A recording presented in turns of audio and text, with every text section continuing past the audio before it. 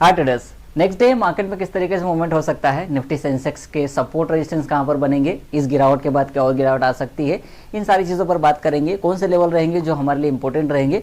मैं अभी भी आप लोगों से एक बात कह रहा हूँ कि डे ट्रेडिंग करो और खुश रहो। ये फालतू BTST लेके जाना और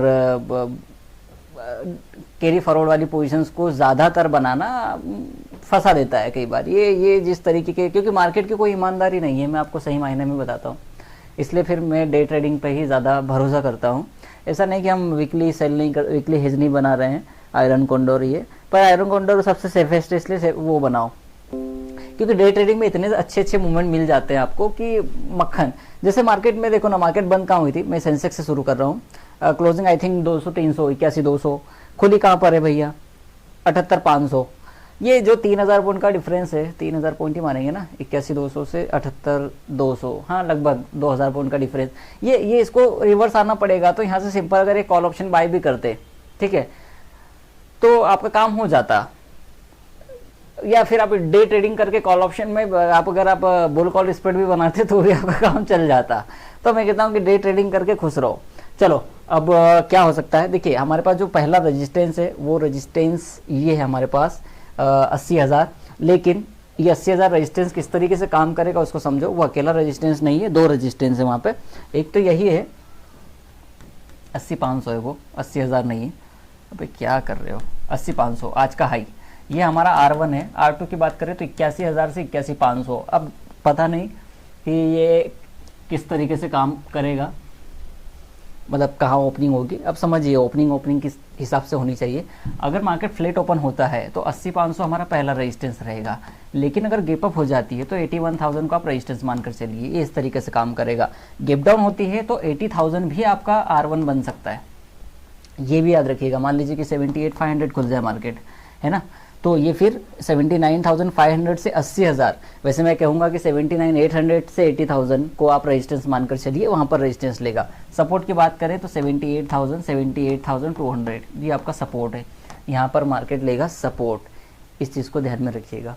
बड़ा ही गैप अप हो जाए, मैसिव गैप अप बोल सकते हैं इसको हम, तो 81,500 से लेके 82,000 के बीच में आपको एक रेजिस्टेंस मिलेगा। वहाँ पर भी रेंजेस और क्लियर कर देता हूँ। ये तो 500 पॉइंट की रेंज हो गई। अगर मार्केट 81,500 के आसपास खुले तो 500 से 600 के आसपास से ही सेलिंग आ जाएगी, ऐसा मेरा मानना है। दूसरी बात, अगर मार्केट 81,800 के ऊपर खुलता है इस तरीके से तो फिर 82,000 के आसपास से सेलिंग आएगी, याद रखिएगा।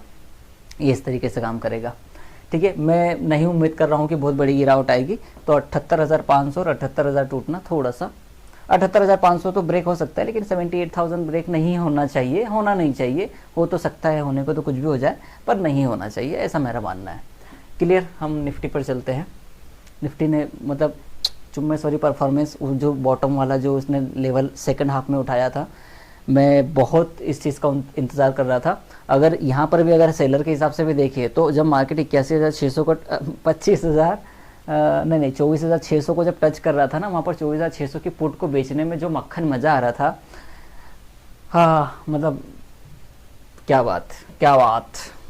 यहाँ पर इस लो के आसपास से जब मार्केट 24,600 को टच कर रहा था ना, तब आप 24,600 का पुट को सेल कर सकते थे और 23,500 के पुट को भी सेल कर सकते थे। पर 500 में पैसा नहीं था। 500 का पुट शायद 17 या 25 रुपये बिक रहा था, इतना ही था। 25 रुपये में फ़ायदा नहीं दिख रहा था, ठीक है। 24,600 का जो पुट था वो 100 रुपये के आसपास था, 100-130 के बीच में था। तो वो जो पुट शॉर्ट करते हैं ना आप इस टाइम पर, मैं दिखाता हूँ एक बार ऑप्शन चेन लगा के, तो वो बहुत अच्छा पैसा बनता है। सपोर्ट रेजिस्टेंस देख लेते हैं। पहला रेजिस्टेंस है 25,000, 25,000।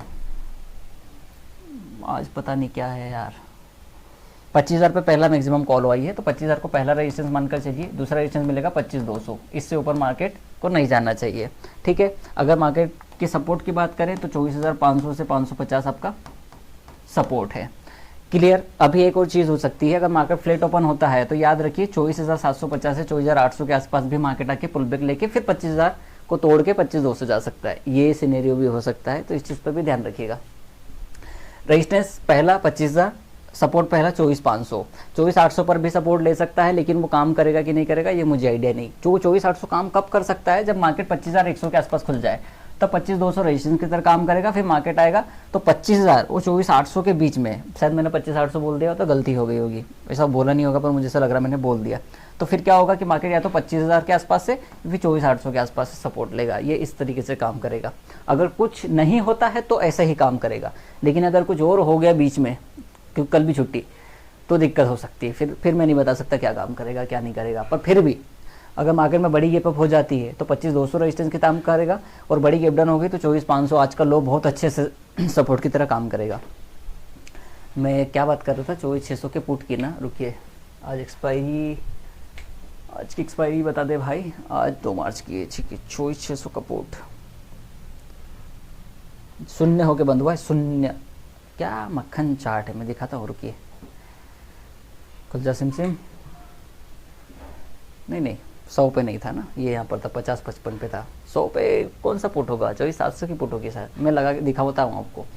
तो ये वाले प्रीमियम आराम से इसने डे हाई को टच किया, 50-55 रुपये का भाव था, और मार्केट बिल्कुल अपना लिमिट हिट कर चुकी थी उस टाइम पे निफ्टी, जो उसको कर देना चाहिए था, बिल्कुल लो टू लो चल रहा था। और वहाँ पर अगर आप 24,600 के आसपास पर इस 24,600 के पुट को बेचते तो आपको पूरा 50 रुपये क्रेडिट होता। मैं एक और पुट लगाता हूँ, शायद एक पुट है 113-14 पे कौन सी चल रही थी, मुझे एक बार देख लेना दो। 700 थी क्या एग्जैक्ट, देखो देखो ये गरीबी का हाल। ये वाली पुट थी, 24,700 की पुट थी, सॉरी है ना, ये 113 रुपये के आसपास से मैंने किया था इसमें कुछ, इसलिए बता रहा हूँ आपको। बहुत अच्छे से ये जो चल रहा था ना, और ये जो डे हाई को टच करके 100 के पार इसने टच कर दिया, और फिर मुझे वहाँ लगा कि नहीं यार ऐसा नहीं होना चाहिए मार्केट में। वो जो था मक्खन ट्रेड वो बहुत सही चला, और बिल्कुल वो जीरो हो गया पूरा।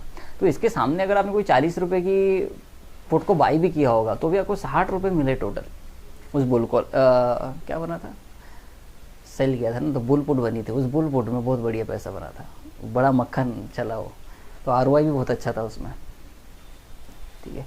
तो ये कर सकते थे, या आप तो नेकेड कॉल ऑप्शन भी बाई कर सकते थे। अब मैं कुछ कर रहा हूँ, मैं कुछ बोलूँगा नहीं, वैसे चार्ट को आप देख लेना और आप खुद ही समझ जाना कि मैं क्या बोलने वाला हूँ, क्योंकि मैं वो चीज़ बता नहीं सकता। अरे चलो यार, ये देखो बस आप देख लो और वो समझ में आ जाएगा आपको। वो आराम से उसमें 10 रुपये का स्टॉप लॉस भी नहीं आ रहा था यार, है ना। वो क्या वो नेकेड सेल भी करते तो आपको मज़ा आ जाता, या फिर आप 30% 40% हेज भी कर देते तो भी काम आराम से चलता, और मार्जिन ही कम होता ना, मज़ा ही आता उसमें आपको, ठीक है। ऑलराइट, तो ये था करने के लिए। और इसी तरीके की अगर आपको आने वाले दिन पे भी जब मार्केट खुलेगा इस तरीके की ट्रेड दिखे तो छोड़ मत देना, ठीक है, पकड़ लेना।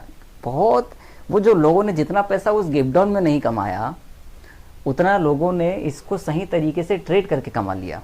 अब देखिए इसमें कितनी ट्रेड है, 1 ट्रेड 2 ट्रेड, मतलब 2 मक्खन ट्रेड। और इसकी मैं बात नहीं कर रहा हूँ, ये भी हम कर सकते हैं और मैंने किया भी था, है ना। क्योंकि आप अगर मुझे बहुत पहले से जानते हैं तो आप जानते हैं कि मैं क्या कहना चाह रहा हूँ। और जिन लोगों ने कोर्सेज ज्वाइन किए थे वो तो अलग ही बात है, मैं कोर्स बेचने के लिए नहीं आया भाई, ऐसे ही बोल दिया कि जो लोग मेरे स्टूडेंट रह चुके हैं दे नो कि यहाँ पर क्या हुआ है और किस तरीके से उसको हम प्लान करके प्ले कर सकते थे, बड़ा बढ़िया पैसा बनता।